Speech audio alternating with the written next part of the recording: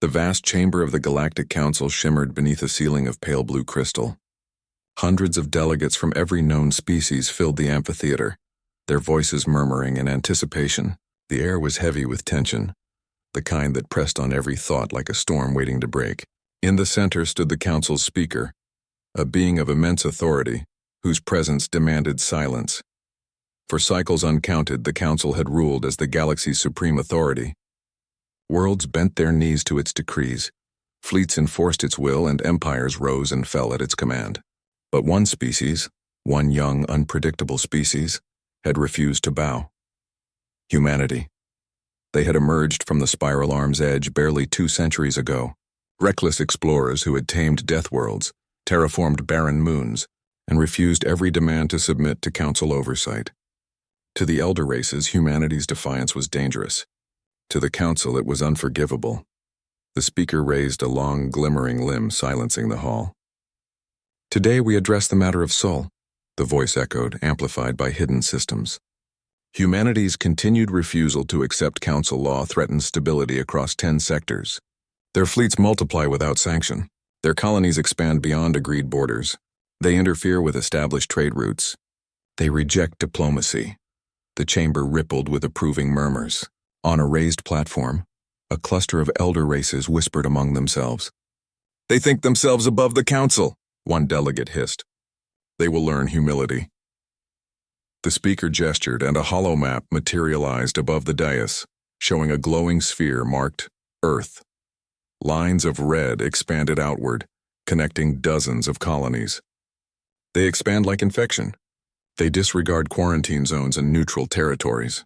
Even now, they arm themselves with weapons that breach the Treaty of Stellar Arms. A deep rumble filled the hall as the speaker concluded, "The time has come for an ultimatum. Humanity will submit, or face elimination." A murmur spread again, this time tinged with satisfaction. But in the far corner of the hall, a lone figure in a dark uniform remained still, the human envoy. He stood silent until the speaker addressed him directly. "Representative of Earth, you have heard the council's words. Do you have a response before we deliver judgment?" The envoy stepped forward slowly, his boots echoing on the polished stone. His face was calm, but his eyes held the quiet fire of a storm restrained. The room fell silent as he reached the center of the dais. For a long moment he said nothing. Then his voice, low, measured, and cold, filled the chamber. "Humanity does not submit." The words struck like thunder. The murmuring began again, sharper now, edged with disbelief. The envoy continued, "You speak of stability, yet it is your control that breeds conflict. You speak of peace, but it is your fleets that occupy worlds. You call us a threat because we refuse to kneel. That tells us everything we need to know." The speaker's eyes narrowed. "You dare defy the council?" "I dare remind you," the envoy replied, "that we never asked for your permission to exist." The council chamber erupted. Delegates shouted, translators scrambled to keep up, and the speaker's voice boomed above them all. "Then humanity shall face the consequences of defiance." "Consequences," the envoy repeated softly. "Yes, you may send them. But understand this, your threats are empty. You assume we are weak because we are young. You assume we will break because you have power. You forget what forged us." He lifted his gaze toward the sea of alien faces. "We come from a world that tried to kill us every day. Our oceans swallowed cities. Our skies burned. Our species survived extinction after extinction. You think fear will move us? We were born in it." The hall grew still again. The envoy's voice, calm and even, carried across the chamber. "You issue your ultimate warning. Here is ours. Interfere with our worlds and you will not face diplomats next time. You will face humanity itself." He turned and walked toward the exit. The silence was heavy, the kind that left every being frozen. No one moved until the chamber doors closed behind him. Across the galaxy, the council's ultimatum was transmitted to every human colony, but Earth's response was transmitted back faster than light could cross the void. A single phrase. Message received. Prepare yourselves. Within weeks, the galaxy changed. Council fleets advanced toward the Sol frontier, confident and vast. Theirs were ships that had ruled space for ages, cruisers the size of continents escorted by legions of drones. They expected compliance. They expected surrender. What they encountered was silence.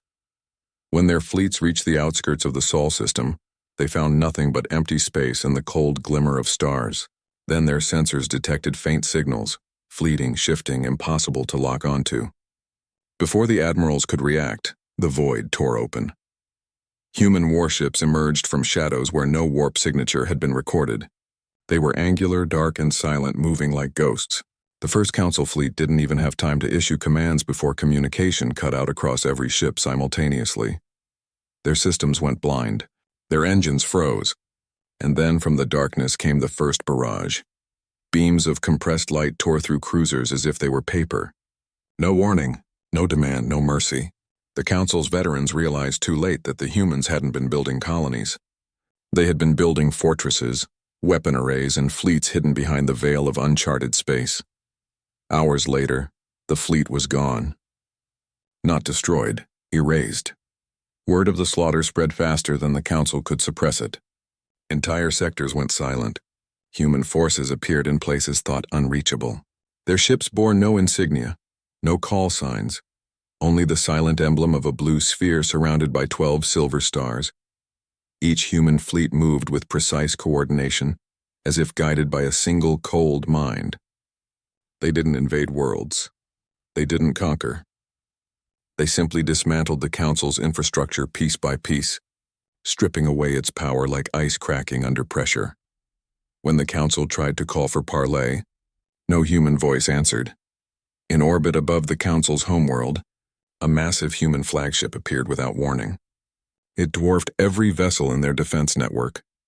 The speaker himself watched from the Council tower as the ship hung motionless above the capital, silent as death. Then a transmission arrived. The same envoy's voice spoke again. You issued your ultimate warning. You thought fear would make us bend. You thought power would make us yield. But power without purpose is nothing. You rule through control. We exist through will. That is why you lost before the first shot was fired. The Council demanded to know what humanity wanted. The envoy's tone never changed. We want peace. But not your kind of peace, the kind you enforce with fleets and decrees. We want silence. Leave us.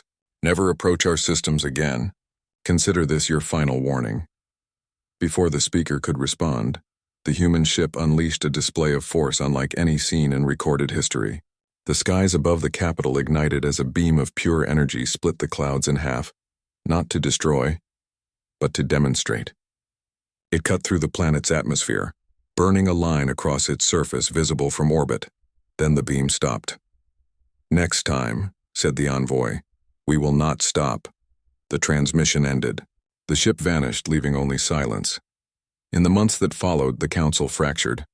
Worlds once loyal withdrew their fleets, terrified of provoking Earth. Old alliances collapsed under the weight of fear. Humanity said nothing more. They sent no envoys. They expanded no further. They simply watched. Across the galaxy, the legend grew. Some called it the War of Silence. Others called it the Turning of Stars.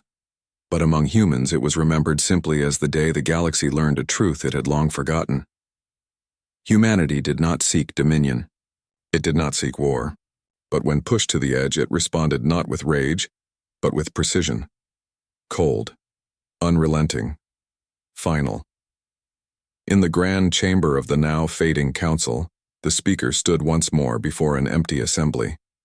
The voices that had once filled the hall were gone. The empire built on fear had crumbled under the weight of its arrogance.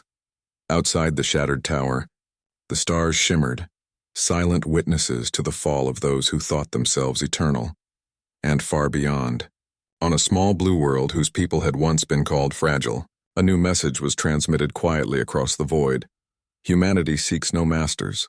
We remember who we are. The transmission echoed into the endless dark. No response came. The galaxy had learned silence, and humanity at last had peace.